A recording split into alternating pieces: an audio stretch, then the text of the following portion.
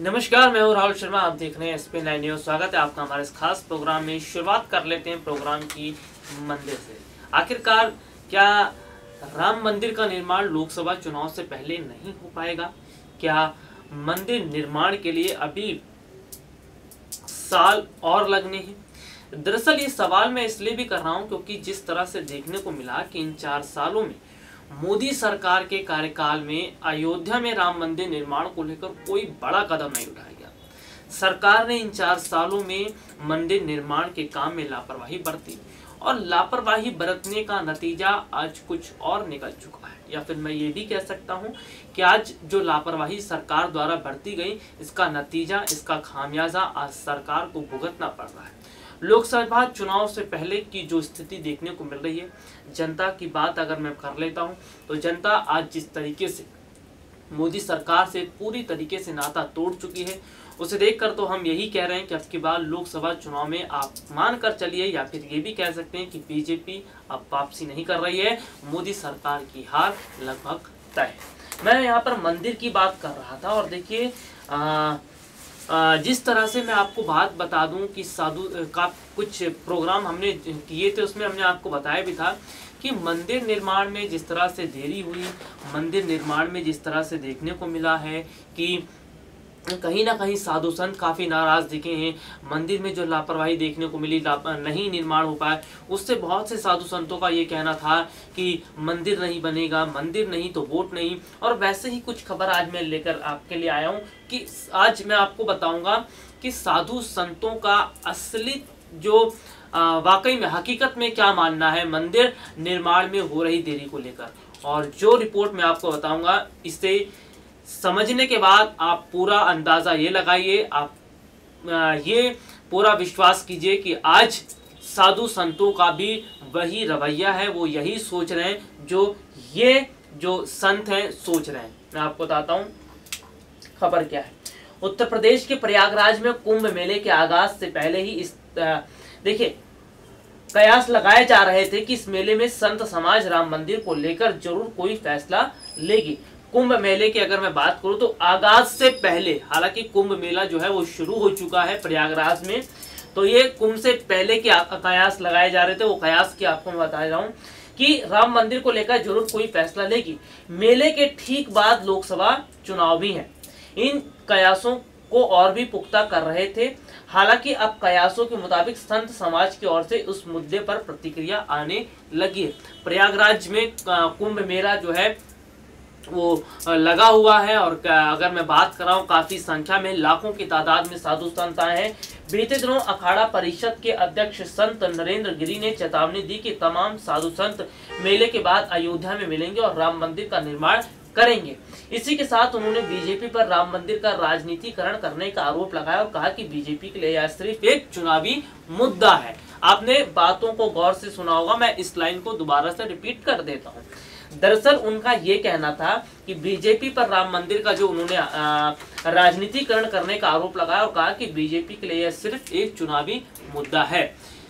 इनकी बात को अगर मैं मानकर चलता हूं और इनकी बात अगर यहाँ पर हो रही है, जो संत इन्होंने अपनी बात कही है संत नरेंद्र गिरी ने, और सबसे बड़ी बात तो यह है कि जिस तरह से संत नरेंद्र गिरी सोच रहे हैं, यही सोच बाकी सभी साधु संतों की है। इस बात को झुटलाया नहीं जा सकता, इस बात से परे नहीं किया जा सकता कि साधु संतों की कोई और विचारधारा है। आज मंदिर निर्माण में जो देरी हुई है उसको देखते हुए सभी साधु संत मोदी सरकार से खफा तो है ही, साथ ही साथ उनका ये भी कहना है कि साधु संतों की अगर मैं बात कर लेता हूं, उनका कहना है कि मोदी सरकार ने राजनीतिकरण किया है। यानी कि जो चीजें देखने को मिली हैं वो अपने आप में बहुत हैरान करने वाली बात है। यानी कि अगर बात की जा रही है मंदिर निर्माण की, तो वाकई में ये बहुत हैरान करने वाली बात है कि 4 साल बहुत बड़ी बात होती है, बहुत ज्यादा का समय होता है 4 साल, और ऐसे में 4 साल से ज्यादा का समय हो चुका है सरकार को। और मंदिर निर्माण की मैं यहाँ पर बात कर रहा हूँ तो मंदिर निर्माण नहीं हुआ। जरा आप सोचिए कि सरकार चाहती तो मंदिर निर्माण को लेकर कदम उठा सकती थी, लेकिन सरकार ने ये काम नहीं किया। और संत नरेंद्र गिरी ने जो कहा है वो कहीं ना कहीं बातें अब सच समझ में आने लगी। और वैसे आपको बता दें, अब की बार लोकसभा चुनाव से पहले अयोध्या में राम मंदिर नहीं बन पाएगा, क्योंकि लोकसभा चुनाव की तारीखों का ऐलान हो सकता है कि मार्च के पहले हफ्ते में ही हो जाए। तो 1 महीने में मंदिर नहीं बनेगा, आप ये मानकर चलिए। मानकर आप ये भी चलिए कि इस बार साधु संत मोदी सरकार को वोट नहीं देंगे, यानी कि साधु संतों ने मोदी सरकार से नाता तोड़ लिया है। तो ऐसे में आप खुद समझिए कि जब साधु संतों ने ही मोदी सरकार से नाता तोड़ लिया और जब बीजेपी से जो है वो अलग हट चुके हैं, किनारा कर चुके हैं, तो जरा सोचिए बीजेपी की स्थिति क्या होगी। आप बातों को और ध्यान से सुनिएगा। इन 4 सालों में देखिए, सरकार ने साधु संतों के साथ ही धोखा नहीं किया, सरकार ने इन 4 सालों में गुमराह किया है हमारे देश के युवाओं को, सरकार ने गुमराह किया है हमारे देश के बेरोजगारों को, सरकार ने गुमराह किया है व्यापारी वर्ग के लोगों को। क्योंकि जिस तरीके से 2014 में सत्ता संभालने के बाद का जो पहला एजेंडा रहा था राम मंदिर निर्माण का, और सबसे बड़ी बात तो यह है कि वही एजेंडा मोदी सरकार ने किनारा कर दिया। मोदी सरकार ने ट्रिपल तलाक पर तो काम किया, लेकिन राम मंदिर पर काम नहीं किया। उन्होंने ट्रिपल तलाक को लेकर जोरी तो दिखाई, जोर शोर से काम तो करवाया, लेकिन अयोध्या में मंदिर निर्माण को लेकर काम नहीं कराया। तो जरा आप खुद सोचिए कि जब सरकार वायदा करके भूल जाती है तो सरकार के साथ क्या होता है। और सरकार को उसका जवाब देना जनता अच्छी तरीके से जानती है। बीते साल हम आपको लेकर चलना चाहेंगे, 5 राज्यों में विधानसभा चुनाव हुए थे और बीते साल 5 राज्यों के चुनाव में जनता ने अपना फैसला सुना दिया था कि वो क्या अब निर्णय लेने वाले। यानी कि लोकसभा चुनाव में आप ये मानकर चलिए कि अब की बार मोदी सरकार की हार तय है, क्योंकि आज साधु संतों के दिलों पर चोट लग गई है।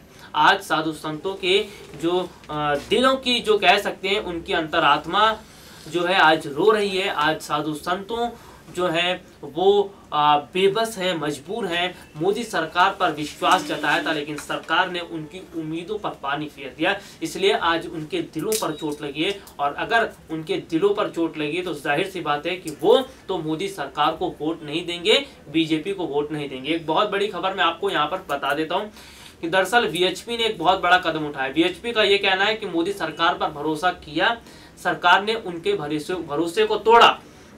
और उनका ये कहना है कि अगर लोकसभा चुनाव से पहले की अगर मैं बात बता देता हूं, अगर कांग्रेस जो है अपने घोषणा पत्र में राम मंदिर निर्माण की बात करती है तो वीएचपी का सारा सपोर्ट कांग्रेस की तरफ चला जाएगा। यानी कि आप यहां पर चीजों को समझिए कि चीजें किस तरीके से कई दिशाओं में डाइवर्ट हो रही हैं।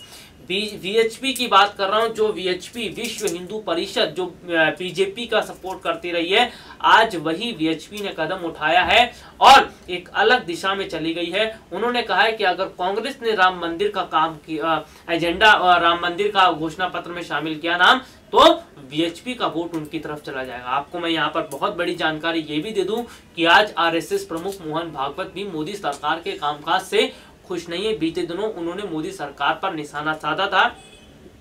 जिस तरह से हमारे देश के जो जवान हैं, अगर बात कर लेते हैं जम्मू कश्मीर की, वहां पर तैनात हैं, युद्ध नहीं हो रहा, उसके बाद भी सेना जो है, जो देश के जवान हैं उनकी जो है कह सकते हैं कि उनकी जान जा रही है। तो इस मामले में मोहन भागवत ने सरकार को घेरा था, मोदी सरकार को घेरा था। और वहीं अगर मैं देखिए बात कर रहा था आज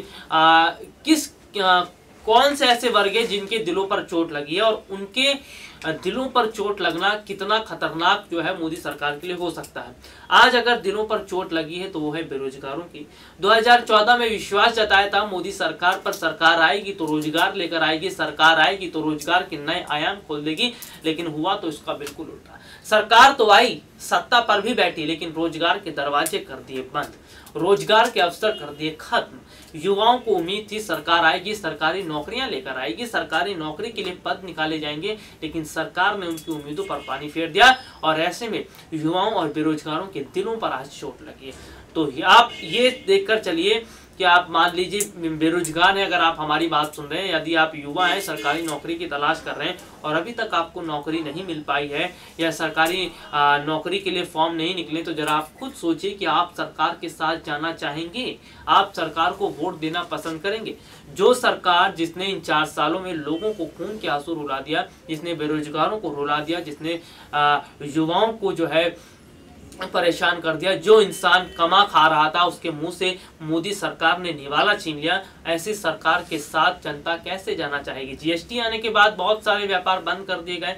व्यापारों की हालत आज खराब पड़ी है। ऐसे में जो व्यापार जिन लोगों ने बंद किए वहाँ पे 100, 150, 200 लोग ऐसे काम किया करते थे, लेकिन व्यापार बंद होने के बाद आज वो बेरोजगार हो चुके हैं। यानी कि वो अपनी मेहनत का काम कर रहे थे, मेहनत से कमा खा रहे थे, उनके पास से यानी कि उनके मुंह से निवाला छीन लिया गया। तो ये स्थिति जो है देखने को मिली है। और अब वैसे आपको बता दें कि लोकसभा चुनाव में अब की बार मोदी सरकार की हार तय है। मानकर चलिए कि कम से कम 80% स्थिति जो है सरकार के हारने की बनी है। तो फिलहाल के लिए आज मुझे इजाजत दीजिए।